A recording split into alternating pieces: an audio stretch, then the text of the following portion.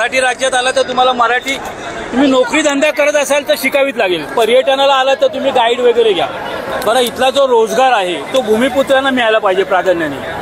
तुमच्या राज्यामध्ये रिक्षा आहे, टॅक्सी आहे, परवाने आहे, सगळे ते तुम्ही तुमच्याकडे चालवा ना।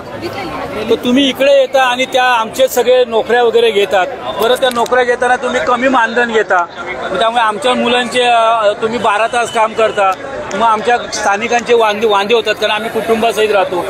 तर ह्या ज्या घटना घडत आहेत महाराष्ट्रामध्ये त्या बाहेरून येणाऱ्या लोकांमुळे घडत आहेत। तर हे कुठेतरी लोकांना थांबवणं आवश्यक आहे आणि त्यासाठी कायदा होणं आवश्यक आहे। मग आपण विजा कायदा मागतो की तुम्ही महाराष्ट्रात यायचं असेल तर तुम्ही विजा असल्याशिवाय येऊ शकत नाही।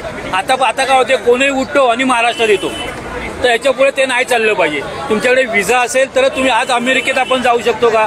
नाही जाऊ शकत। तसं आपल्या राज्यांमध्ये, कारण भारत हे कसं आहे, संघराज्य आहे, वेगवेगळ्या भाषा बोलणाऱ्या लोकांची युनियन आहे। आतापर्यंत त्या युनियन म्हणजे घटनेने अधिकार दिला, तुम्ही कुठे जायला मोकळ्यात, ते सगळे महाराष्ट्रातच येत आहेत। तर आता आपल्याला विचार करावा लागेल की नाही चालणार। आता 40% लोक बाहेरचे आहेत, किती अजून 20 वर्षांनी ते 60% असतील, आपण 40% असू। 30 आमदार नॉन महाराष्ट्रीयन आहेत, अजून 20 वर्षांनी आपण ते 100 असतील आमदार। विधानसभा आपल्या ताब्यातून गेली, मग आपले सगळे अधिकार संपणार, हे राज्य आपल्या हातातून जाईल।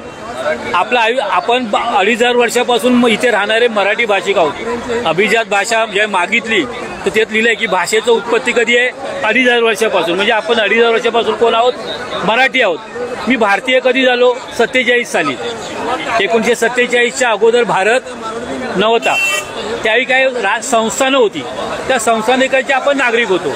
तर आता आपल्याला जर भूमी राखायची असेल तर आपल्याला जे घटनेने अधिकार दिले आहेत त्याला दुरुस्ती करावी लागणार की तुम्ही आमच्या कुठच्याही राज्यात जाताना विजा घेऊन जायचं आणि इथलं डोमेसाईल तुम्हाला मिळणार नाही। इथलं डोमेसाईल फक्त मराठी लोकांना मिळणार। तर हे कायदे करण्यासाठी आपण ही मागणी करतो, रोजगार, भाषा, सगळं त्यासाठी तुमच्या लोकांचा पाठिंबा। आता आम्ही 1.5 महिन्यापूर्वी आंदोलन केलं आझाद मैदानामध्ये, तिथं सरकारचे कोण प्रतिनिधी आलं नाही। मग आम्ही पत्र दिलं सरकारला, सरकार आम्हाला भेटी देत नाहीये।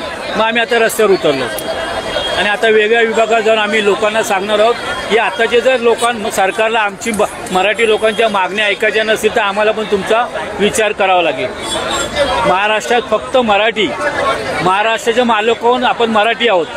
मग मालकासारखे आहोत का आता आपण मराठी बोलायला गेलो की आपल्याला मारतायत। आता